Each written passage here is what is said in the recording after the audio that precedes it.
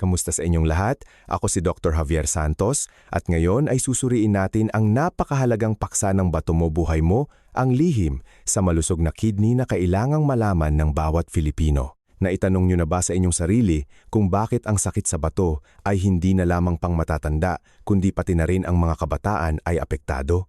At ano nga ba ang tunay na senyales ng mahinang bato na madalas nating hindi napapansin? Sa kasalukuyan, ang kidney dysfunction ay hindi na bago o limitado lamang sa mga nasa edad 60 pataas.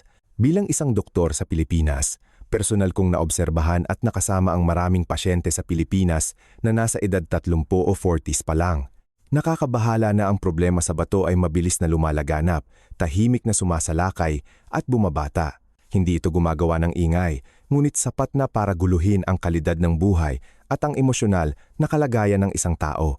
Mayroong mga pasyente na nasa edad 30s pa lamang at kailangan ng uminom ng gamot araw-araw, maingat sa pagkain at nawawalan ng normal na ritmo ng pamumuhay, nakakaranas ng matagal na insomnia at pagkapagod. Ang pinaka-nakakabahala para sa akin ay hindi ang mga estatistika, kundi ang pagkabahala na nararamdaman sa bawat kainan at bawat pagtulog ng matatanda at nasa edad na. Ang takot na baka ang isang maliit na pagkakamali ay magpalala sa kanilang sakit. Ang kidney damage, sa esensya, ay ang pagkasira ng isa o parehong bato dahil sa iba't ibang dahilan tulad ng hindi tamang dieta, labis na paggamit ng pain relievers at anti-inflammatory drugs, o dahil sa metabolic disorders, pagkalason, at matagal nang hindi nakokontrol na sakit. Kapag humina ang bato, ang sistema ng pagsasala ng dugo at pagtatapon ng dumi ay hindi gumagana ng maayos, na humahantong sa pagkaipon ng lason. Ang labis na tubig ay hindi na ilalabas sa tamang biological rhythm na nagdudulot ng dysfunction sa iba pang organo. Nais kong maunawaan ninyo na ang bato ay parang isang filter na kailangan ng tamang pagpapanatili. Hindi sapat ang matinding pagbabawal sa pagkain. Ang mahalaga ay bawasan ang mga nakakapinsalang bagay at dagdagan ang mga nakakaprotekta sa microvessels ng bato at balansehin ang tubig at asin sa buong araw.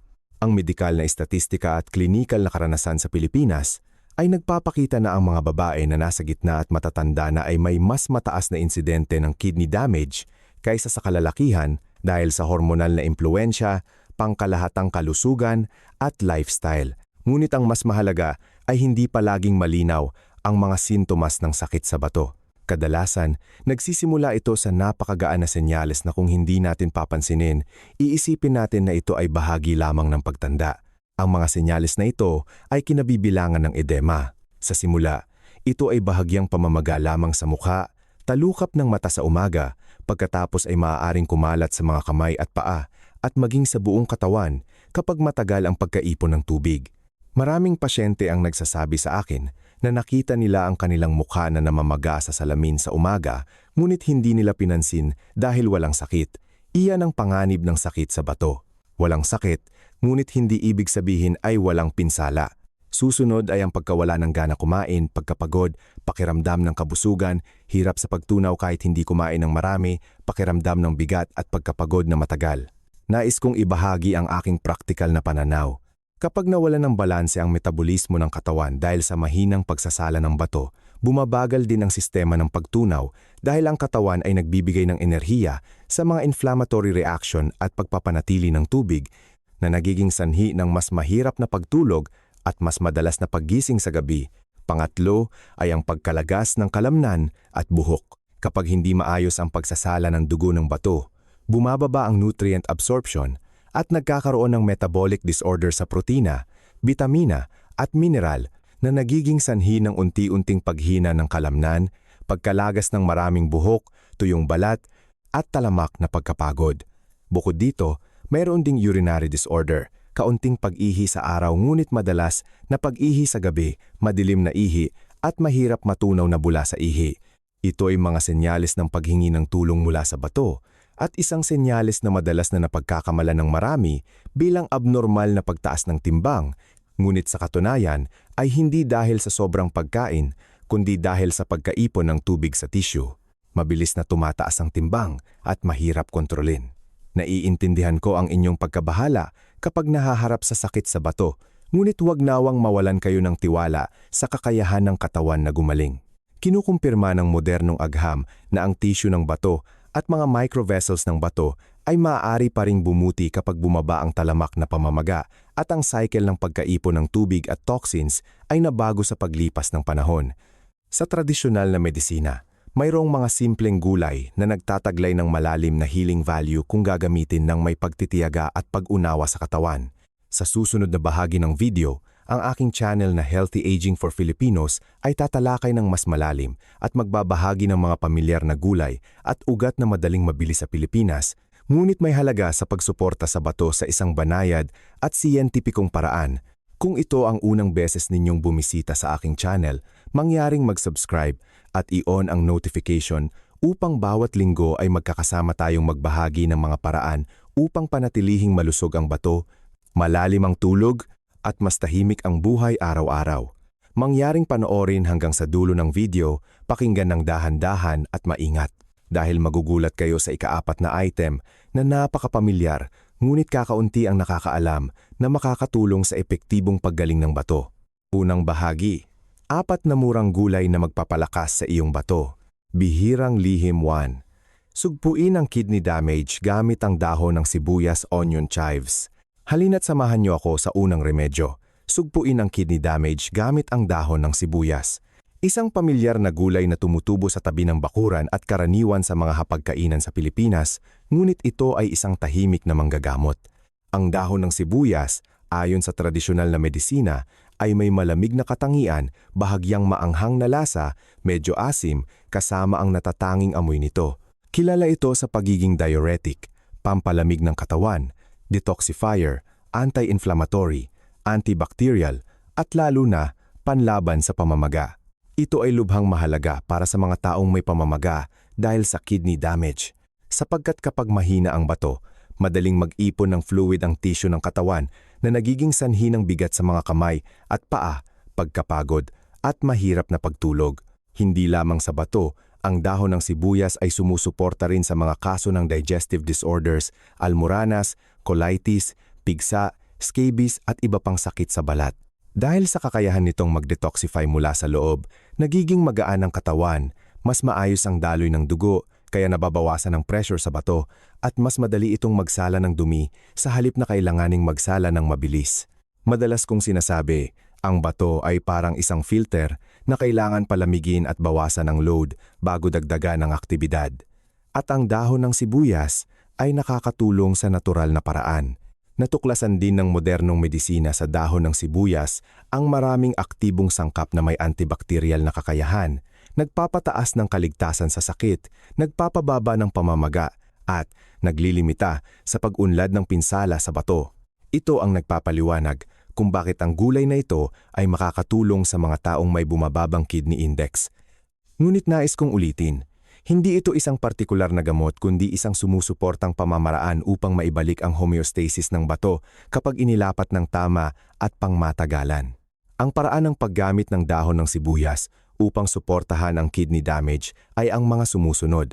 Maghanda ng humigit kumulang 300 gramo ng sariwang dahon ng sibuyas. Kung walang sariwang dahon ng sibuyas, maaaring palitan ito ng 100 gramo ng pinatuyong dahon ng sibuyas na inihaw ng bahagya. Sa pagluluto, pakuluan ang 1,500 ml ng tubig sa loob ng 5 minuto. Pagkatapos ay ilagay ang nahugasang gulay sa kaldero, pakuluan pa ng 5 minuto. Pagkatapos ay patayin ang kalan. Maaari itong palamigin ng natural upang mapanatili ang buong micromineral. Dahil ang bato sa matatandang edad ay napakasensitibo sa mabilis na pagsipsip ng mineral, inuuna natin ang banayad na natutunaw na porma. Walang shock. Paano inumin? Gamitin ang pinaglagaan ng dahon ng sibuyas araw-araw bilang kapalit ng tubig, hatiin sa buong araw, inumin ng regular at tuloy-tuloy. Isang minimum na 3 buwang regimen ang kailangan upang maramdaman ang malinaw na pagpapabuti. Dahil ang mga selula ng renal tubule at ang interstitial lymphatic system ay nangangailangan ng oras upang muling maitatag ang balanse ng fluid at electrolyte. Pagkatapos ng bawat regimen, dapat na magpa-laboratory test at magpakonsulta sa doktor upang subaybayan ang mga index. Ito ang siyentipikong paraan na sinamahan ng tradisyon sa isang ligtas na paraan. Bihirang lihim 2, dahon ng siling labuyo at ang kakayahan nitong suportahan ang daloy ng dugo at enerhiya. Kung ang dahon ng sibuyas ay parang isang malamig na batis na nagpapagaan sa bato, Ang dahon ng siling labuyo naman ay parang isang maliit na apoy na nagpapainit at nagpapakinis sa daloy ng dugo at enerhiya, lalo na kapag ang katawan ay nasa yugto ng pagbabago ng panahon. Ang gitnang edad at paglampas ng 6 pa, kapag humihina ang enerhiya at bumabagal ang sirkulasyon, ang bato ay madaling lumamig at maging stagnant. Ang dahon ng siling labuyo ay isang halaman na matatagpuan sa halos lahat ng kusina sa Pilipinas. Ginagamit ito ng mga tao upang mabawasan ang sakit ng tiyan dahil sa lamig, pasiglahin ang panunaw at labanan ang lamig. Ngunit sa tradisyonal na medisina, ang dahon ng siling labuyo ay may mas malalim na halaga. Ito ay may mainit na katangian, bahagyang maanghang na lasa, malakas na amoy, nakakatulong sa paggalaw ng ki, pagpapabuti ng daloy ng dugo, pagpapainit, pagsuporta sa bato, at pagpapataas ng daloy ng vital energy sa katawan. Sa matatanda, kapag mahina ang microcirculation ng dugo, madaling mag-ipon ng fluid sa interstitial space, kulang sa maayos na daloy ng ki at dugo, mas mahirap ang trabaho ng bato upang mapanatili ang balanse ng fluid na humahantong sa pagkapagod, pag-ihi sa gabi at pagtulog na madalas na napuputol. Sa makatuwid, ang tamang paggamit ng dahon ng siling labuyo ay makakatulong na maibalik ang biological rhythm ng sirkulasyon na nagpapabuti sa paggana ng bato habang ang buong katawan ay umiinit mula sa ugat. Ipinapaliwanag ng modernong medisina, ang dahon ng siling labuyo ay naglalaman ng essential oil at anti-inflammatory at antioxidant compound na may kakayahang sumuporta sa banayad na pagbabawas ng pamamaga, pagpapabuti ng vascular tone, at pagtaas ng perfusion ng peripheral tissue. Sa mga taong mahigit 60, madaling mag-fibrosis ang vascular system, bumababa ang elasticity ng mga pader ng daluyan ng dugo. Ang banayad na pagtaas ng sirkulasyon ay makakatulong na mabawasan ang reflex vasoconstriction sa gabi na sumusuporta sa bato na makatanggap ng sapat na dugo sa panahon ng pahinga. Kaya napuputol ang cycle ng pagtaas ng cortisol sa gabi, vasoconstriction ng bato, at pagbaba ng perfusion ng bato na nagdudulot ng pagkapagod sa araw. Madalas kong itinuturo na ang malusog na bato ay hindi lamang tungkol sa magandang resulta ng pagsusuri, kundi ang bato ay may sapat na dugo, sapat na init, sapat na pahinga, at nagtatrabaho ng magkakasuwato. Ang pinakasimpleng paraan ng paggamit sa tradisyonal na paraan ay kumuha ng isang dakot ng sariwang dahon ng siling labuyo, hugasan, durugin, at pigain ang katas upang inumin. Ngunit nais kong magbigay ng mas malalim na praktikal na gabay. Ang dosis ay ang susi dahil mainit ang dahon ng siling labuyo.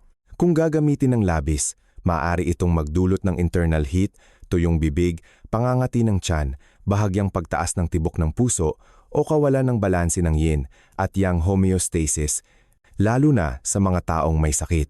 Sa makatuwid, dapat ninyong maunawaan ang prinsipyo ng paggamit ng kaunti ngunit regular, mainit ngunit hindi masyadong init, sumusuporta ngunit hindi pumapalit sa gamot. Bukod sa pagpipiga ng katas, ang dahon ng siling labuyo ay maaaring isama sa pang-araw-araw na pagkain tulad ng kasama ng inihaw na itlog, sinigang, nilagang isda, o idinagdag sa puting kanin kapag ang katawan ay nakakaramdam ng lamig at kulang sa enerhiya. Ang mga pagkain ito sa Pilipinas ay madaling mabili, angkop sa panlasa at digestive system ng matatanda. Para sa mga kalalakihan, ang dahon ng siling labuyo ay binabanggit din sa tradisyonal na kwento ng pagpapalakas ng libido, pagsuporta sa male hormones, pagpapabuti ng pagnanasa, at pisikal na pagtitiis kapag ginagamit ng regular. Ngunit mula sa pananaw ng agham ng pagtanda, ang pangunahing halaga ay nasa kakayahan nitong pagbutihin ang aksis ng utak-bato-endocrine na tumutulong na mapasigla ang espiritu, mabawasan ang pagkapagod dahil sa mahinang sirkulasyon, suportahan ang pagpapainit ng bato at magbigay ng mas mahusay na biological resilience sa katawan. Nais ko ring palawakin ang aking personal na pananaw upang mas maunawaan ninyo kaysa sa pag-alam lamang ng recipe. Ang daloy ng ki at dugo ay parang isang ilog at ang bato ay ang huling filtering station. Kung barado ang ilog, kailangan magtrabaho ng husto ang station. Kung mainit at maayos ang daloy ng ilog, magiging madali at matibay ang filtering station. Sa Pilipinas, madalas na inaalala ng matatanda ang kanilang mga anak at apo, nakakalimutan ang kanilang sarili, kumakain ng maalat ayon sa panlasa ng pamilya, natutulog ng gabi dahil sa panonood ng TV, at kakaunti ang paggalaw dahil sa takot sa pananakit ng kasukasuan. Ang mga bagay na iyon ay hindi sinasadyang nagpapalamig sa bato, nagpapastagnan sa ki at dugo at inuulit ang cycle ng pagkapagod sa araw at pag-ihi sa gabi. Kung ang dahon ng siling labuyo ay gagamitin ng tama sa isang regular na pamumuhay, ito ay magiging isang link upang muling buhayin ang daloy ng ki at dugo upang hindi na kailangang magsala ng mabilis ang bato sa gabi, mabawasan ang paggising dahil sa iritasyon ng pantog, mabawasan ang cortisol sa gabi, at tumaas ang enerhiya sa araw. Mahalagang paalala, ang mga herbal na gamot ay gumagana ng lubusan lamang kapag sinamahan ng tamang lifestyle. Uminom ng sapat na tubig ngunit hindi ng sabay-sabay. Mag-ehersisyo ng banayad upang mas maayos ang daloy ng dugo sa bato, bawasan ang asin, bawasan ang mga processed food. Matulog bago mag-11 p.m. Huwag uminom ng matatamis na inumin o alkohol at iwasan ang labis na paggamit ng hindi kinakailangang gamot. Para sa mga may sakit sa tiyan, alta presyon, diabetes, mahinang atay o arrhythmia, kailangan nilang kumonsulta sa doktor bago gamitin ang dahon ng siling labuyo bilang katas ng regular. Kung nakita ninyong kapaki-pakinabang ang pagbabahagi na ito, mangyaring magkomento ng numero 2 sa ibaba. Ito ang simpleng paraan upang malaman ko na interesado pa rin kayo at kasama ko sa paglalakbay na ito tungo sa isang malusog, dekalidad na buhay araw-araw. Bihirang lihim, 3 dahon ng kamote, isang mapagkakatiwalaang pinagmulan ng enerhiya. Mga minamahal na manonood, sa paglalakbay sa pangangalaga ng kalusugan ng bato sa gitnang edad at lampas sa 60, lagi kong binabanggit ang isang prinsipyo. Ang enerhiya ay dapat na malusog, ang absorption ay dapat na banayad, ang metabolismo ay dapat na magaan, at ang dahon ng kamote, lalo na ang mga talbos at murang dahon, ay isang tipikal na halimbawa ng pinagmulan ng nutrisyon na nakakatugon sa lahat ng tatlong pamantayan na iyon. Mura, pamilyar, ngunit mayaman sa biological value kung naiintindihan ang pinagmulan nito. Maraming tao ang tingnan ng dahon ng kamote bilang simpleng pagkain. Ngunit sa pananaw ng agham ng pagtanda, ito ay isa sa iilang gulay na mayaman sa nutrisyon, malusog at sumusuporta sa pagbabawas ng pasanin sa pagsasala at metabolismo para sa bato. Lubhang mahalaga ito kapag bumababa ang glomerular filtration rate, GFR, sa pagtanda, madaling mag-ipon ng fluid sa interstitial tissue at ang mga daluyan ng dugo sa bato ay may tendensiyang mag-constrict bilang reflex sa gabi na nagdudulot ng pagkapagod sa araw at pag-ihi sa gabi. Ang dahon ng kamote ay naglalaman ng soluble fiber, natural complex carbohydrates kasama ang mahahalagang mineral tulad ng iron, calcium at vitamina C, B vitamins. Ang mga sustansiyang ito ay tumutulong sa katawan na hindi mapunta sa pagkapagod ng enerhiya, mapanatili ang pantog na muscle tone, balansehin ang electrolytes, at ang cardiovascular endurance kapag nagsisimula ng humina ang bato. Sa matatanda, hindi lamang sinasala ng bato ang dumi, kundi mayroon ding karagdagang tungkulin sa pag-pop stabilizers ng blood sugar, pagre-regulate ng hormones, at pagpapanatili ng balanse ng interstitial fluid. Kung ang carbohydrates na kinakain ay mabilis na naabsorb o masyadong matamis, kailangang magtrabaho ng husto ang bato upang patatagin ang homeostasis na kalaunan ay nagiging sanhi ng talamak na pamamaga at pagtaas ng fibrosis. Ngunit iba ang dahon ng kamote. Napakabagal ng pagtaas ng blood sugar, matatag ang paglabas ng enerhiya na nakakatulong sa bato na hindi mapilitang magtrabaho ng mabilis, lalo na pagkatapos kumain. Ang pinakamahalagang punto ay ang fiber. Ang fiber sa dahon ng kamote ay tumutulong na mabawasan ang pagtitibi, sumusuporta sa malusog na bituka microflora, kaya nababawasan ang mga metabolic toxins at ang muling na-absorb sa dugo. Isang faktor na bihirang binabanggit, ngunit direktang nakakaapekto sa pasanin sa pagsasala ng bato. Madalas kong inihahambing ang bituka sa itaas na bahagi ng ilog at ang bato sa ibabang bahagi ng ilog. Kung barado ang itaas na bahagi, kailangang magtrabaho ng husto ang ibabang bahagi. Kapag bumuti ang bituka fiber, nagiging mas matatag ang sirkulasyon ng interstitial fluid, hindi gaanong nagagalit ang pantog, hindi gaanong tumataas ang cortisol sa gabi, at mas regular ang pagtanggap ng dugo ng bato. Iyan ang positibong cycle na lubhang kailangan ng matatanda. Ang dahon ng kamote ay naglalaman din ng beta-carotene, isang precursor ng vitamin A sa katawan. Ang beta-carotene ay may kakayahang bawasan ng oxidative stress, protektahan ang endothelial cells, sumuporta sa paggaling ng damaged tissue at pabagali ng pag-unlad ng glomerular fibrosis. Sa mga taong mahigit 60, Ang pinsala sa bato ay kadalasang tahimik at hindi maingay. Sa makatuwid, ang natural na antioxidant mula sa pagkain tulad ng dahon ng kamote ay mas mahalaga kaysa sa purong calorie supplementation. Maaari ninyong lutuin ang dahon ng kamote sa iba't ibang paraan na madaling matagpuan sa Pilipinas, tulad ng nilaga, ginagawang simpleng sopas, ginisa ng kaunti, kinakain kasama ng puting kanin o brown rice. Ngunit nais kong bigyang diin ang isang antas ng praktikal na paggamit. Kapag mahina ang bato, hindi ang pinakamabuting kainin ang mahalaga, kundi kung ano ang pinakaangkop sa inyong biological rhythm. Ang isang mangkok ng nilagang dahon ng kamote na may kaunting asin na kinain sa tanghali ay makakatulong sa bato na makatanggap ng enerhiya nang walang homeostasis shock. Iba ito sa isang maalat o matamis na pagkain na nagpipilit sa bato na magsala ng mabilis.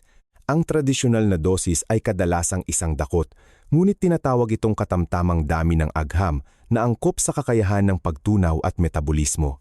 Iwasan ang labis na pagkain sa isang upuan na nagdudulot ng kabusugan, hirap sa pagtunaw, nagpapagalit sa pantog at nagpapagising sa inyo sa gabi. Para sa mga may sakit tulad ng sensitibong tiyan, alta presyon, diabetes, mahinang atay, sakit sa puso, ang dahon ng kamote ay malusog pa rin ngunit kailangan sundin ang mga prinsipyo.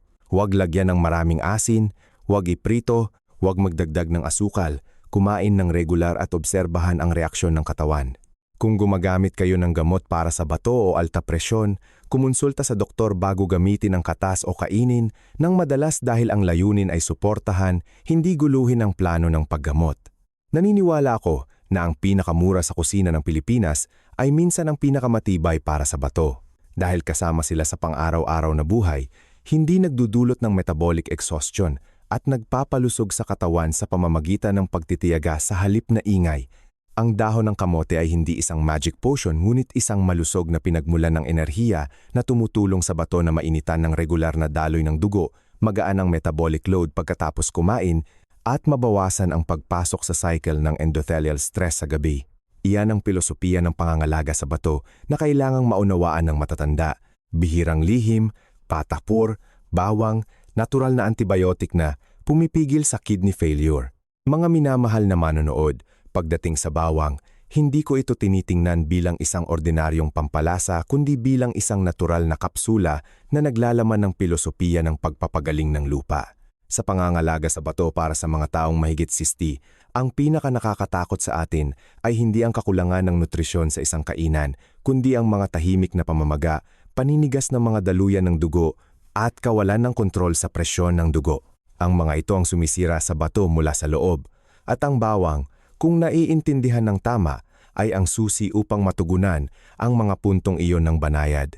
Ang bawang ay naglalaman ng alisin, isang substance na tinatawag na natural na antibiotic dahil sa malakas na antibacterial at anti-inflammatory na kakayahan nito. Kapag ang katawan ay tumanda, mabagal ang pagtugon ng immune system, ngunit mahaba ang pamamaga, lalo na sa urinary tract at kidney tissue. Nakabasa ako ng maraming internasyonal na siyentipikong ulat, kabilang ang Clinical Nutrition Journal, na nagbibigay diin na ang pagkontrol ng talamak na pamamaga ay mas mahusay na nagpoprotekta sa renal microcirculation kaysa sa pagdaragdag lamang ng iisang mineral. Dito, ang alisin ay tumutulong na limitahan ang mga sanhi ng impeksyon, binabawasan ang panganib ng pyelonephritis, at nagbibigay ng kondisyon upang hindi tuloy-tuloy na atakihin ng mga selula ng bato at mapanatili ang matatag na ritmo ng pagsasala. Hindi lamang iyan, ang bawang ay nakakaapekto rin sa mga daluyan ng dugo at presyon ng dugo. Dalawang salik na direktang may kaugnayan sa bato. Ang alisin ay may kakayahang magpababa ng masamang kolesterol, sumusuporta sa paglilinis ng mga pader ng daluyan ng dugo at nagpapatatag ng presyon ng dugo.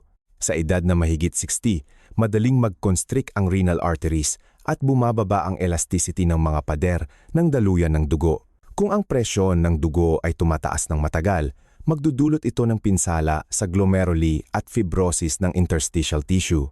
Kapag matatag ang presyon ng dugo, hindi na kailangang magsala ng labis ang bato, mas regular ang daloy ng dugo sa bato. Ang proseso ng paglilinis ay nagaganap ng dahan-dahan at mas natural.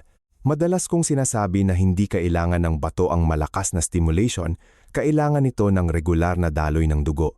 Ang bawang sa kusina ng Pilipinas ay maaaring gamitin sa maraming paraan tulad ng pagkain ng kaunting hilaw, idinagdag sa mga gulay na may kaunting asin o ibabad sa pulot upang mabawasan ang anghang, suportahan ang immune system at sirkulasyon. Ngunit sa matatanda, lalo na sa mga may sensitibong tiyan o acid reflux, dapat ninyong bawasan ang hilaw na bawang, unahin ang lutong bawang o ibabad sa pulot upang maiwasan ang iritasyon sa lining ng tiyan. Ipinakita ng isang pag-aaral sa Philippine General Hospital na ang grupo ng matatanda na gumagamit ng mainit na pampalasa ngunit regular sa kanilang tanghalian ay nakakaranas ng mas kaunting pag-ihi sa gabi kumpara sa mga gumagamit nito sa gabi dahil ang bato ay hindi gaanong na-stimulate upang mag-regulate ng electrolyte sa gabi at ang bawang ay dapat ding ilapat ayon sa prinsipyong iyon ng timing. Ikalawang bahagi, mga prinsipyo ng nutrisyon para sa mga pasyente sa bato. Mga minamahal na manonood, kapag umabot na sa gitnang edad at lalo na paglampas ng 60, ang bato ay hindi lamang isang filter, kundi isang konduktor na nagpapanatili ng ritmo, ng presyon ng dugo, electrolytes, at maging ng vital energy ng katawan. Madalas kong sinasabi sa aking mga estudyante sa geriatrics na ang tamang nutrisyon ay hindi tungkol sa labis na supplementation, kundi sa matalinong supplementation upang ang bato ay gumana ng regular, dahan-dahan, at hindi mapilitan, lalo na sa gabi, kung kailan ito kailangan ng pahinga. Ayon sa modernong medisina, paglampas ng 60, unti-unting bumababa ang daloy ng dugo sa bato at ang kakayahang mag-regulate ng asin at mineral ay hindi na kasing flexible tulad ng dati. Kung kumakain tayo ng maalat, umiinom ng mabilis na maabsorb na mineral o kumakain ng labis na protina, mapipilitan ang mga tubule ng bato na mabilis na mag-adjust ng electrolytes na humahantong sa pagtaas ng presyon ng dugo, pagpapanatili ng tubig sa interstitial tissue at renal microcirculation disorder. Sa makatuwid, sa halip na magtanong kung ano ang makakapagpalusog ng labis sa bato, dapat nating itanong kung ano ang makakaiwas sa pagiging overloaded ng bato. Una, gumamit ng mga pagkain na mababa sa asin. Ito ang pinakamahalagang prinsipyo. Sa mga pasyente ng bato, ang asin ay hindi lamang nagdudulot ng pagkauhaw, kundi humihila rin ng tubig sa daluyan ng dugo na nagdudulot ng pagtaas ng filtering pressure sa glomeruli. Maraming siyentipikong literatura sa Pilipinas, tulad ng Philippine Journal of Nephrology and Dialysis, ang nagbibigay diin na ang pagkain ng mababang asin ay mas mahusay na nagpapabagal sa progresibong kidney failure kaysa sa paggamit lamang ng iisang gamot. Sa yugto ng talamak na sakit sa bato, ang layunin ay bawasan ang sodium intake sa isang ligtas na antas. Ang inirerekomendang halaga sa Pilipinas ay kadalasang mas mababa sa 2 gramo ng asin bawat araw, katumbas ng humigit kumulang 800 hanggang 900 milligrams ng sodium bawat araw, depende sa kondisyon ng katawan at antas ng sakit. Kapag mataas ang sodium, lumiliit ang mga daluyan ng dugo ng bato, napapagod ang bato, at madaling mamamaga ang inyong mga paa at mukha sa umaga. Pangalawa, supplement ng tamang uri at dosis ng protina. Ang protina, kapag na-metabolize, ay gumagawa ng mga dumi tulad ng urea at uric acid, mga sangkap na kailangang salain ng bato. Sa mga malulusog na tao, normal ito. Ngunit sa mga taong mahina ang bato, kung kumakain ng mabilis na maabsorb na protina tulad ng nilagang red meat, lamang loob o makapal na powder, mapipilitan ang bato na mabilis na magsala pagkatapos ng hapunan na nagdudulot ng pagkagambala sa pagtulog at pagtaas ng pagkapagod sa susunod na araw. Para sa mga taong mahigit 60 na may mahinang bato, inuuna natin ang protina mula sa puting isda, manok na walang balat, at plant-based na protina mula sa tokwa, munggo. Ang mga ito ay mabagal na name-metabolize. Mas kaunting urea ang nagagawa. Ang ligtas na dosis ay kadalasang humigit kumulang 0.6 hanggang 0.8 gramo ng protina bawat kilo ng timbang bawat araw para sa talamak na sakit sa bato na hindi pa na-dialysis at 1 hanggang 2 gramo bawat kilo bawat araw para sa mga regular na na-dialysis ngunit dapat hatiin sa araw, iwasan ang pagdami sa gabi. Pangatlo, pumili ng mga pagkain na mabuti para sa puso. Bakit sa puso? Dahil kapag mahina ang bato, nagkakaroon ng kawalan ng balanse sa renin-angiotensin-aldosterone system, pabago-bago ang presyon ng dugo na humahantong sa left ventricular hypertrophy at paninigas ng mga daluyan ng dugo ng bato. Nakasama ako sa mga pag-aaral ng komunidad sa Visayas at natuklasan na ang grupo ng matatanda na kumakain ayon sa isang Filipino-Mediterranean diet. Maraming isda, berdeng gulay, vegetable oil tulad ng soybean oil, kaunting taba ng hayop, ay may mas matatag na presyon ng dugo, mas kaunting pag-ihi sa gabi, at mas magandang enerhiya sa araw. Sa Pilipinas, ang mga pagkain na madaling mabili ay kinabibilangan ng steamed bangus, nilagang isda na may kaunting asin, malunggay, ampalaya, kalabasa, at vegetable oil bilang kapalit ng mantika ng baboy. Lahat ng ito ay tumutulong na mabawasan ang endothelial inflammation ng mga daluyan ng dugo at mapataas ang perfusion ng dugo sa bato. Pang-apat, uminom ng sapat na tubig sa araw. Ang tubig ay tumutulong na palabnawin ang mga natutunaw na dumi, sumusuporta sa daloy sa mga tubulin ng bato, binabawasan ang crystallization ng oxalate at urate. Ngunit ang pantay na mahalaga ay ang oras ng pag-inom. Kung uminom kayo ng marami sa gabi, mapipilitan ang bato na mabilis na magsala sa gabi, nagagalit ang pantog, napuputol ang pagtulog, tumataas ang cortisol sa gabi, lumiliit ang mga daluyan ng dugo ng bato, at kinabukasan ay pagod. Sa makatuwid, ang mga pasyente ng bato, lalo na ang mga mahigit 60, ay dapat uminom ng tubig ng regular mula umaga hanggang hapon, humigit kumulang 1.2 hanggang 1.5 litro bawat araw kung walang kontraindikasyon tulad ng matinding pagpalya ng puso o pulmonary edema, at bawasan pagkatapos ng 6 p.m. upang magkaroon ng oras ang bato na magpabagal sa biological rhythm nito sa gabi. Kung nakita ninyong kapaki-pakinabang ang pagbabahagi na ito, mangyaring magkomento ng numero 4 sa ibaba. Ito ang simpleng paraan upang malaman ko na interesado pa rin kayo at kasama ko sa paglalakbay na ito tungo sa isang malusog, dekalidad na buhay araw-araw. Ikatlong bahagi, 6 na perpektong pagkain para sa mga pasyente sa bato. Mga minamahal na manonood, kapag umabot na sa gitnang edad at lalo na paglampas ng 60, ang bato ay hindi lamang isang organo na sumasala ng dugo, kundi isang tahimik na tagapamahala ng buong sistema ng homeostasis. Kung ang puso ay ang pump, ang atay ay ang pabrika, ang bato ay ang filter kasama ang voltage regulator ng katawan. Sa edad na mahigit 60, ang kakayahang mag-adjust ng electrolytes at tumugon sa mabilis na mineral ay natural na bumababa na nagiging sanhi ng madalas na pagkapilit sa mga tubulin ng bato na mabilis na mag-regulate lalo na sa gabi. Sa makatuwid, ang pagpili ng pagkain para sa mahinang bato ay hindi lamang tungkol sa kung ano ang kakainin, kundi kung ano ang hindi magdudulot ng agarang reaksyon ng bato, hindi magdudulot ng biglaang pagbabago sa sodium, potassium, phosphorus, at hindi mag-activate ng cycle ng interstitial edema, pag-ihi sa gabi, pagtaas ng cortisol, at pagbaba ng perfusion ng bato. Una ay ang kuliplor. Sa Pilipinas, hindi na bago ang kuliplor.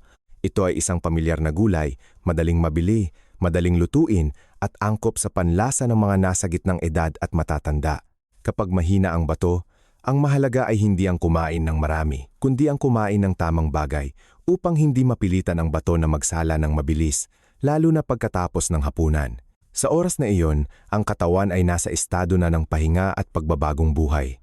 Kung titingnan sa siyentipikong pananaw, sa 100 gramo ng kuliplor, average na may 50 hanggang 60 mg ng vitamina C, 16 hanggang 22 mg ng vitamina K, 57 hanggang 65 mg ng folate. Ito ay mga micronutrient na hindi direktang gumagaling sa sakit, ngunit nakakatulong na mabawasan ang talamak na pamamaga, sumusuporta sa paggaling ng epithelial cells ng renal tubule, pinoprotektahan ang mga selula mula sa oxidative stress. Isang tahimik na sanhi ng pagkasira ng renal microvessels sa paglipas ng panahon. Ang halaga ng kuliplor ay ang mga nutrisyon nito na pumapasok sa katawan ng dahan-dahan, biologically at hindi ng biglaan. Kaya hindi napipilitan ang bato na bilisan ang pagsasala ng dumi pagkatapos kumain. Madalas kong inihahambing ito sa pagdidilig ng halaman. Kung dahan-dahan ang pagdidilig, masisipsip ng lupa. Kung mabilis, mawawala lahat. Sa pananaw ng digestive at kidney metabolism, ang kuliplor ay naglalaman ng humigit kumulang 2.6 hanggang 3. 4 na gramo ng fiber sa bawat 100 gramo, kabilang ang soluble fiber na tumutulong na mabawasan ang pagsipsip ng asin sa bituka, magpababa ng masamang kolesterol, patagilin ang blood sugar curve pagkatapos kumain, at mabawasan ang dami ng endogenous toxins na kailangang ilabas ng bato. Para sa matatanda, ang pagtitibi ay hindi lamang isang abala, kundi nagdudulot din ng pagtaas ng intra-abdominal pressure, humaharang sa urinary drainage ng bato, na nagpapahirap sa bato at nagdudulot din ng hindi mapayapang pagtulog. Sa makatuwid, hindi lamang pinapalusog ng kuliplor ang katawan, kundi nagbibigay din ng daan para sa excretory system. Ang mga phytochemical sa kuliplor tulad ng indoles at glucosinolates ay mayroon ding papel sa pagbabago ng pamamaga sa pamamagitan ng liver-kidney axis na tumutulong na mabawasan ang NF-kB signaling, isang intracellular inflammatory switch at mag-activate ng NF2, isang cellular protective transcription factor na nag-aambag sa paglilinis ng renal microvascular environment. Maaaring pakinggan ito na masyadong teknikal, ngunit sa esensya, ang kuliplor ay tumutulong na pakalmahin ang mga inflammatory signal na ipinapadala ng katawan sa maling oras. Lalo na sa gabi, kapag natural na tumataas ang cortisol, kumikipot ang mga daluyan ng dugo at madaling magkaroon ng kakulangan sa perfusion ng bato kung kailangan pa ring salain ng katawan ng electrolytes ng mabilis. Isa pang bentahe ng kuliplor, at ito ang dahilan kung bakit ko palaging inirerekomenda para sa mga taong may mahinang bato, ay kabilang ito sa grupo ng mababa sa sodium, mababa sa potassium at mababa sa phosphorus. Ang sodium sa 100 gramo ay humigit kumulang 30 mg, potassium humigit kumulang 250 hanggang 320 mg, phosphorus 40 hanggang 52 mg. Lahat ay nasa antas na madaling makayanan ng bato, kaunti ang pagbabago ng electrolytes, binabawasan ang panganib ng mineral imbalance, iniiwasan ang akumulasyon at pagbabago ng electrolyte sa gabi, isang sanhi ng insomnia, pag-ihi sa gabi, at pagkapagod sa susunod na araw. Sa geriatrics, palagi kong binibigyang diin na ang isang maagang, simpleng, at maingat na kinain na hapunan na may nilagang kuliplor o steam kuliplor ay mas mahalaga kaysa sa mga mabilis na maabsorb na mineral na kailangang mabilis na iproseso ng bato. Ang katawan sa matatandang edad ay nangangailangan ng regularidad kaysa sa matinding paghihigpit, nangangailangan ng pagkakaisa kaysa sa sapilitang supplementation. At ang kuliplor ay isang magandang halimbawa ng pilosopiyang iyon. Nagpapalusog sa katawan nang hindi inuutusan ng bato na magtrabaho ng mabilis. Pangalawa ay ang blueberry. Sa Pilipinas, ang blueberry ay hindi na isang mamahaling imported na prutas, kundi malawakang itinatanim sa Bukidnon, Benguet, at regular na ipinapamahagi sa mga supermarket at organic fruit stores. Para sa mga nasa gitnang edad at matatanda, ito ay isang malaking bentahe. Madaling mabili, matatag ang presyo, maayos ang kalidad, at hindi umaasa sa pabago-bagong imported season tulad ng dati. Sa pananaw ng nutritional biology, sa 100 gramo ng sariwang blueberry ay may humigit kumulang 9 hanggang 12 gramo ng natural na asukal. Ngunit ang mas mahalaga ay kasama nito ang 2/4 hama hanggang 2/4 gramo ng fiber. Ang fiber na ito ang nagsisilbing isang speed bump na nagpapabagal sa pagpasok ng glucose sa dugo, hindi lumilikha ng blood sugar spike pagkatapos kumain, iniiwasan ang pagpipilit sa bato na mag-regulate ng insulin at mabilis na magpataas ng perfusion ng dugo. Isang bagay na madaling mangyari kung kumain ng matamis na prutas na kulang sa fiber. Sa matatandang edad, ayaw ng bato ang mabilis na pagbabago. Ito ay parang isang matandang tao na tumatawid sa tulay na kawayan, kailangan ng matatag na ritmo, walang pagyanig. Ang pangunahing lakas ng blueberry ay nasa anthocyanins at polyphenols, ang mga antioxidant compound na malalim sa purple-blue pigment ng balat ng prutas. May kakayahan silang neutralisahin ang superoxide free radicals, bawasan ang lipid peroxidation ng cell membrane, at magpababa ng IL-6 at TNF-alpha inflammatory signals. Dalawang cytokines na nagpapabilis sa cycle ng pinsala sa glomeruli at renal tubules. Madalas kong sinasabi sa mga pasyente kong matatanda, ang talamak na pamamaga ay parang maliit ngunit matagal na apoy, habang ang blueberry ay parang banayad ngunit matatag na ulan, nagpapalamig mula sa ugat, hindi pinapatay ng host na nagdudulot ng shock. Isa pang mahalagang bentahe, lalo na para sa mga taong may mahinang bato o bumabang glomerular filtration rate, ay ang blueberry ay kabilang sa grupo ng mababa sa potassium at mababa sa phosphorus. Sa 100 gramo ng blueberry, may humigit kumulang 77 mg ng potassium at 12 hanggang 18 mg ng phosphorus, mas mababa kaysa sa matatamis na tropikal na prutas tulad ng durian o langka. Dahil dito, hindi kailangang dagdagan ng bato ang ion filtration pressure, binabawasan ang panganib ng electrolyte fluctuation, pamamaga, insomnia dahil sa pag-ihi sa gabi, o pagkapagod sa araw dahil sa renal vasoconstriction, na kulang sa perfusion ng dugo. Ang blueberry ay mayroon ding natural na anti-inflammatory na epekto. Sa urinary tract, ang mga biological component nito ay nakakatulong na pakalmahin ang lining ng pantog at renal pelvis, binabawasan ang pakiramdam ng pananakit kapag umiihi, sumusuporta sa mga taong may cystitis, pyelonephritis, o paulit-ulit na urinary tract infection. Ang mga sakit na ito ay napakakaraniwan pagkatapos ng 60 kapag bumababa ang immune system at humihina ang bladder tone. Sa pangkat ng edad na ito, kahit isang banayad na impeksyon ay maaaring magpalala sa paggana ng bato ng mas matagal kaysa sa mga kabataan. Kapag ang blueberry ay tama ang pagkalagay sa isang maagang, simpleng, mabilis na niluto, maingat na kinain na pagkain at uminom ng tubig sa tamang oras, ito ay maglalabas ng tunay na halaga nito. Bumababa ang pamamaga, bumababa ang oxidative stress, bumababa ang mineral filtration load na tumutulong sa inyo na maglakbay ng mahaba habang ang bato ay may kakayahang sumama, hindi sa pamamagitan ng mahika, kundi sa pamamagitan ng agham at pagtitiyaga sa paggalang sa mga batas ng pagtanda ng katawan. Pangatlo ay ang puti ng itlog. Mga minamahal na manonood, sa nutrisyon para sa gitnang edad at matatanda, ang protina ay ang haligi ng kalusugan. Ngunit sa mga taong may sakit sa bato, ang protina ay parang isang marupok na balanse. Kung kulang sa protina, madaling mapunta ang katawan sa pagkapagod, pagbaba ng synthesis ng albumin, pagkalagas ng kalamnan, madaling magkasakit, matagal na pagkapagod. Ngunit kung sobra ang protina, lalo na ang mahirap i-metabolize na protina, kailangang dagdagan ng bato ang filtration ng nitrogenous waste, tumataas ang intraglomerular pressure, at mas mabilis ang pag-unlad ng fibrosis. Sa makatuwid, palagi kong binabanggit na ang sapat na protina na tama ang uri at biological rhythm ay mas mahalaga kaysa sa dami sa mga pamilyar na pinagmulan ng protina. Ang puti ng itlog ay isang perpektong pagpipilian para sa mga taong mahina ang bato. Ang isang puti ng itlog ay naglalaman ng humigit kumulang 3.5 hanggang 4 gramo ng kumpletong protina na binubuo ng lahat ng mahahalagang amino acid tulad ng leucine, isoleucine, valine, isang grupo ng branch-chain amino acid na tumutulong na protektahan ang kalamnan, labanan ang pagkalagas ng kalamnan sa edad na mahigit 60 kapag natural na bumababa ang kakayahang mag-synthesize ng endogenous protein. Lalo na, napakababa ng phosphorus content sa puti ng itlog kumpara sa red meat, lamang loob, pinatuyong isda o pinatuyong seafood, mga pagkaing madaling magpabago ng electrolytes ng malakas. Ang mababang phosphorus ay nangangahulugang hindi na kailangang magtrabaho ng husto ang bato upang mag-regulate ng mineral metabolism.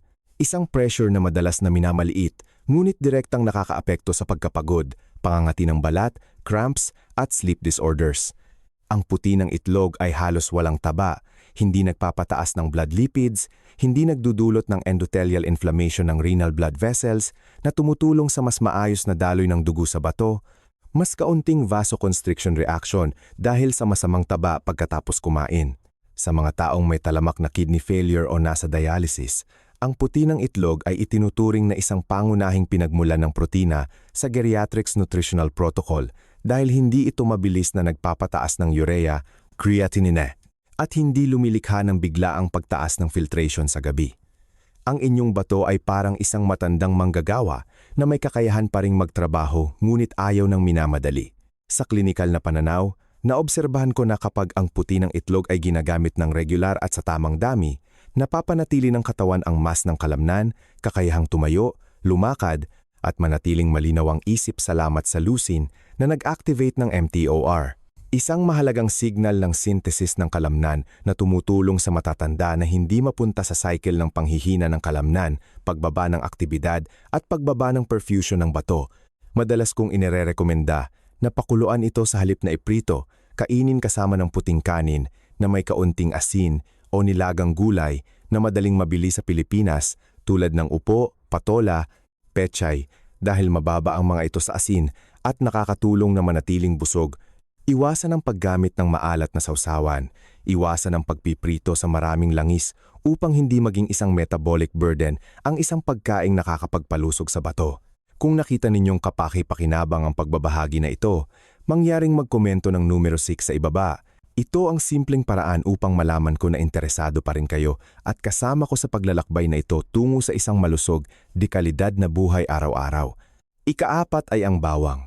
Mga minamahal na manonood, sa medisina ng pangangalaga sa matatanda, mayroong mga pagkain na hindi maingay, ngunit matibay at ang bawang ay isa sa mga ito.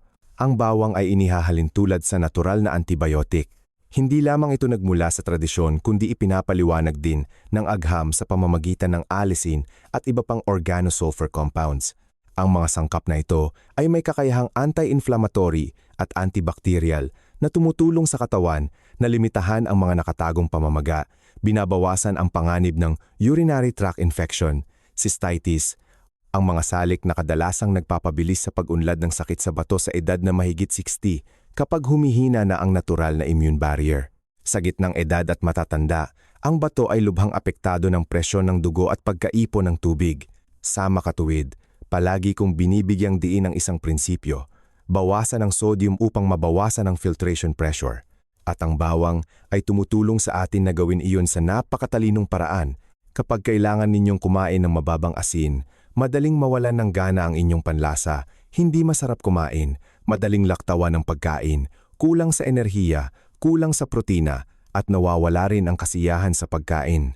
Ngunit sa paggamit lamang ng bahagyang piniritong bawang, dinikdik, o inihaw na bawang, agad na nagiging mabango ang pagkain nang hindi na kailangang magdagdag ng asin.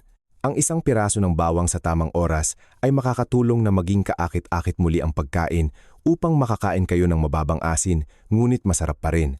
Dahil dito, sumusuporta ito sa pagkontrol ng presyon ng dugo, binabawasan ang pagpapanatili ng tubig, binabawasan ang pamamaga ng paa, binabawasan ang pagpipilit sa pagsasala para sa bato.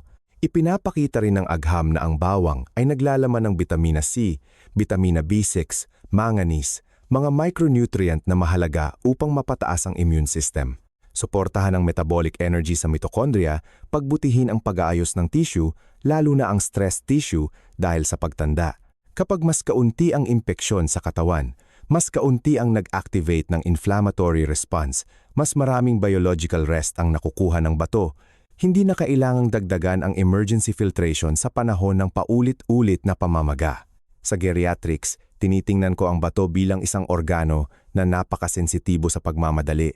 Gusto nitong protektahan bago kailangang makialam, gustong palusugin ng matatag sa halip na mabilis na stimulatin. Gayunpaman, kailangan ninyo ring tandaan na ang bawang, kahit na mabuti, ay dapat gamitin ng katamtaman. Kung kumain ng labis na hilaw na bawang, lalo na kapag sensitibo na ang tiyan dahil sa edad, maaari itong magdulot ng heartburn, reflux, pagkawala ng tulog, at pagbaba ng nutrient absorption. Hindi sinasadyang nagpapahirap ito sa bato. Madalas kong inirerekomenda ang paggamit ng 1 hanggang 2 butil ng bawang araw-araw na hinahati sa almusal o tanghalian o idinagdag sa mga sopas ng gulay na mababa sa asin tulad ng upo, patola, o puting kanin na may kaunting asin, sapat na upang magbigay ng aroma. Hindi nagdudulot ng iritasyon ngunit nagpapanatili pa rin ng natural na anti-inflammatory na epekto. Ikalima ay ang sibuyas. Ang dahilan kung bakit ko pinahahalagahan ang sibuyas ay hindi lamang dahil sa nutritional value nito, kundi dahil din sa pilosopiya ng pangangalaga sa katawan ng matatanda. Kumain upang palusugin ngunit huwag pilitin ang bato na magtrabaho ng mabilis. Ang sibuyas ay may natatanging aroma mula sa natural na sulfur compounds na nakakatulong na mag-activate ng taste at smell receptors na nagbibigay ng pakiramdam na masarap ang pagkain kahit hindi na kailangang magdagdag ng asin. Para sa matatanda, ito ay isang psychological advantage sa pagkain dahil kapag matagal na kumakain ng mababang asin, madaling maging manhid ang panlasa, humahantong sa pagkawala ng gana at pagbaba ng timbang. Isang bagay na hindi kayang tiisin ng mahinang bato. Sa makatuwid, hindi lamang pinapalusog ng sibuyas ang katawan, kundi ibinabalik din ang kasiyahan sa pagkain. Sa 100 gramo ng sariwang sibuyas, mayroon lamang itong wala pang 5 milligrams ng sodium, isang ligtas na antas para sa karamihan ng mga taong nangangailangan ng limitadong asin, ngunit sa likod nito ay isang mahalagang sistema ng micronutrient. Ang vitamina B6 at folate ay kasangkot sa synthesis ng neurotransmitters na tumutulong na mabawasan ang peripheral nerve fatigue na karaniwan sa gitnang edad at matatanda. Ang vitamina C, humigit kumulang 7 hanggang 9 milligrams bawat 100 gramo, ay tumutulong na neutralisahin ang free radicals, bawasan ang talamak na pamamaga. At ang manganese ay isang cofactor ng superoxide dismutase enzyme, isang antioxidant shield para sa endothelial cells ng renal blood vessels.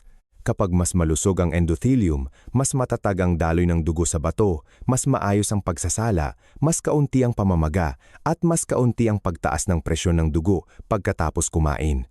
Nais ko ring bigyang diin ang isang physiological aspect na madalas na nakakalimutan. Ang mabagal na peristalsis sa matatanda ay nagpapataas ng endogenous toxins tulad ng indoxyl sulfate at p-cresyl sulfate, mga sangkap na kailangang ilabas ng bato. Ang sibuyas ay mayaman sa soluble fiber, prebiotics, na nagpapalusog sa mga beneficial gut bacteria na tumutulong sa bituka na mas mahusay na mag-detoxify, kaya nababawasan ang filtration pressure sa bato. Kapag malinis ang bituka, malinis din ang pagtulog. Kapag mapayapa ang pagtulog, bumababa ang cortisol sa gabi. Kapag bumababa ang cortisol, mas maluwag ang daluyan ng dugo ng bato. Iyan ang positibong cycle ng moderation. Maaari ninyong lutuin ang sibuyas sa banayad, dahan-dahan, at angkop sa ritmo ng katawan. Steam ang sibuyas kasama ng nilagang isda na may kaunting asin. Lutuin ang sopas ng sibuyas kasama ng carrots at white radish nang walang asin upang mapataas ang natural na umami flavor. O palambutin ang sibuyas kasama ng kalabasa upang mapataas ang natural na tamis. Ang mga pagkaing ito ay hindi nagpipilit sa bato na mabilis na magsala ngunit nagbibigay ng matatag na enerhiya sa katawan. Nagigising ang panlasa, matatag ang blood sugar, maayos ang pag-detoxify ng bituka, at ang bato ay natutuluan ng dugo sa isang payapa na estado. Iyan ang matibay na paraan ng pangangalaga sa bato sa pagtanda. Ika-6 ay ang labanos, radish. Mga minamahal na manonood, sa medisina ng pangangalaga sa talamak na sakit sa bato para sa mga taong 60 pataas, ang puting labanos ay hindi lamang gulay kundi isang estratehikong pagkain dahil angkop ito sa physiological needs ng nagkakaedad na bato. Sa 100 gramo ng sariwang puting labanos, may humigit kumulang 20 hanggang 25 milligrams ng vitamina C. Isang mahalagang antioxidant na tumutulong na mabawasan ang mababang antas na talamak na pamamaga, pinoprotektahan ang interstitial tissue ng bato at ang mga daluyan ng dugo ng bato mula sa oxidative stress. Isang tahimik na mekanismo na nagpapabilis sa pag-unlad ng sakit sa bato sa pagtanda. Ang fiber content nito mula 1.6 hanggang 2 gramo bawat 100 gramo, bagaman hindi masyadong mataas, ay soluble fiber na may prebiotic properties na nagpapalusog sa mga beneficial gut bacteria. Kapag malusog ang bituka, ang mga endogenous toxins tulad ng urea, uric acid, at indoxyl sulfate ay nababawasan ang produksyon mismo sa bituka, kaya nababawasan ang pasanin sa pagsasala sa bato. Madalas kong sinasabi sa mga pasyente kong matatanda na ang pangangalaga sa bato ay dapat magsimula sa pangangalaga sa bituka dahil iyon ang unang pintuan na nagpapasya kung kailangan bang magtrabaho ng husto ang bato o hindi. Ang labanos ay isa ring kasama sa pagkontrol ng blood sugar. Ang fiber sa labanos ay tumutulong na pabagalin ang glucose absorption, iniiwasan ang biglaang pagtaas ng blood sugar pagkatapos kumain. Isang faktor na nagpapataas ng filtration pressure ng glomeruli na nagdudulot ng pinsala sa renal microvessels. Para sa matatanda, kapag mas matatag ang blood sugar pagkatapos kumain, mas kaunti ang pagkapagod ng bato, mas kaunti ang inaantok ng katawan, mas kaunti ang pagkauhaw, at mas mapayapa ang pagtulog sa gabi. Isa pang benepisyo na may philosophical na kahulugan sa nutrisyon na nais kong ibahagi ay ang labanos, ay isang perpektong pampuno sa hapunan na tumutulong sa inyo na maiwasan ang labis na pagkonsumo ng mabilis na maabsorb na carbohydrate sa gabi. Sa gabi, ang bato ay nangangailangan ng biological rest. Ang daloy ng dugo sa bato at ang mga hormones na nagre-regulate ng filtration ay dapat na manatili sa matatag na ritmo. Kung kumain ng maraming puting kanin, tinapay, noodles o miki sa gabi, ang mabilis na pagtaas ng blood sugar ay magdudulot ng pagtaas ng insulin, reaksyon ng cortisol. Ang renal arteries ay lumiliit ng bahagya na naglalagay sa bato sa isang sitwasyon ng matinding filtration habang dapat itong nagpapahinga. Ang labanos ay nakakatulong sa hapunan na magkaroon ng sapat na volume, natural na tamis, ngunit hindi nag-activate ng mabilis na filtration response upang ang bato ay gumana ng maayos at dahan-dahan ayon sa ritmo ng pagtanda. Maaari ninyong gamitin ang labanos sa mga paraan upang maipasok ang nutrisyon sa katawan ng dahan-dahan at mabait, nilagang labanos, kasama ng kaunting nilagang isda na may kaunting asin, Nilagang sopas ng labanos kasama ng kamatis na walang asin upang mapataas ang natural na umami flavor o palambutin ang labanos kasama ng kalabasa upang mapataas ang malusog na tamis. Ang mga pagkaing ito ay nagpapalusog sa immune system, nagpapalusog ng matatag na enerhiya at iniiwasan ang sapilitang reaksyon ng bato. Iyan ang sining ng pangangalaga sa bato na angkop sa biological rhythm ng matatanda. At kung patuloy pa rin kayong nanonood hanggang dito, nais kong anyayahan kayong mag-iwan ng numero 8 sa section ng komento. Ito ang paraan upang malaman ko na nakakuha kayo ng mahahalagang kaalaman at nakita ninyo itong kapaki-pakinabang. Mga minamahal na manonood, sa praktikal na pangangalaga sa matatanda, napagtanto ko ang isang malalim na bagay. Ayaw ng bato ang matinding paghihigpit. Gusto nito ng moderation, tibay at pagiging pare-pareho. Ang kinakain ninyo araw-araw ay isang biological signal na kailangang i-decode at iproseso ng bato. Kung ang signal ay banayad, mababa sa asin, tamang protina, mayaman sa natural anti-inflammatory substances tulad ng sibuyas at labanos, ang bato ay magsasala sa isang payapa na estado. Ang pangangalaga sa bato ay hindi lamang tungkol sa filtering function, kundi tungkol din sa pagpapanatili ng kakayahang mabuhay, kalamnan, pagtulog at kasiyahan sa pagkain. Sa Pilipinas, mapalad tayo na mayroong mga simpleng pagkain, ngunit angkop sa physiology ng pagtanda, madaling matagpuan sa tradisyonal na pamilihan, hindi nagpipilit sa bato na magtrabaho ng mabilis. Ang malusog na bato ay hindi nagmumula sa mahika kundi sa matalinong pagpili sa bawat kainan. Ang pag-unawa sa nagkakaedad na katawan na sinamahan ng banayad na ehersisyo at regular na medikal na pagsusuri upang hindi makaligtaan ang mga tahimik na senyales. Bawat butil ng bawang, bawat piraso ng gulay, bawat mangkok ng simpleng sopas ay maaaring maging isang natural na biological na gamot kung ilalagay sa tamang oras at tamang dami upang ang katawan ay mapalusog ng walang pasanin. Kung nakita ninyong kapaki-pakinabang ang nilalaman ngayon, mangyaring pindutin ang like upang malaman ko na patuloy kayong kasama at sumusuporta sa akin. Pindutin ang subscribe sa channel upang sa bawat bagong video, kayo ang unang makakatanggap ng notification upang patuloy nating pag-aralan kung paano mamuhay ng malusog, masaya at mapayapa. At kung maaari, mangyaring ibahagi ang video na ito sa inyong mga kamag-anak, kaibigan, kapitbahay. Baka ang isang maliit na pagbabahagi ninyo ay makatulong sa isang tao na magkaroon ng pagkakataong mamuhay ng mas malusog araw-araw. Maraming salamat.